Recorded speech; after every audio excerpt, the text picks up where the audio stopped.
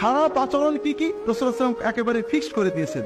বেশি কথা বলা, অহংকার করা, মানুষের সাথে রূঢ় আচরণ করা, কথা দিয়ে কষ্ট দেওয়া, গালি দিয়ে কথা বলা, এই ধরনের নির্ধারিত কিছু কাজকে রাসূলুল্লাহ সাল্লাল্লাহু আলাইহি ওয়াসাল্লাম বলেছেন এগুলো খারাপ আচরণ, এইটা যারা করবে তারা আমার উম্মত নয়, অথবা উম্মত হলেও অনেক দূরের উম্মত হবে। আর ভালো আচরণগুলো উনি ঠিক করে দিয়েছেন, সেটা হলো বিনম্রতা, যার সাথে কথা বললে ভালো লাগে, মিশুক আল্লাযীনা মুআত্তাউনা আকনাফান, যারা বিনয়ী বিনম্র, রূঢ়তা নেই, আল্লাযীনা ইউলাফুনা ওয়া ইয়ালাফুন, যারা মানুষকে সহজে আপন করে নেয়, মানুষ তাদের কাছে গেলে মনটা আপন আপন লাগে, সৌহার্দ্য অনুভব হয়, যারা শোনে, যারা মানুষের কথা মন দিয়ে শোনে, মানুষের কাজে রাগে সবর করে।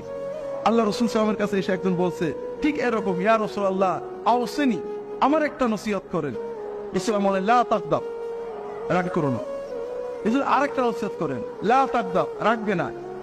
আরেকটা লা তাকদাব, অন্য হাদিসে লা তাকদাব ওয়ালাকাল জান্নাহ, তুমি শুধু রাগ নিয়ন্ত্রণ করবে, তোমার জন্য জান্নাতের নিশ্চয়তা দেখছি।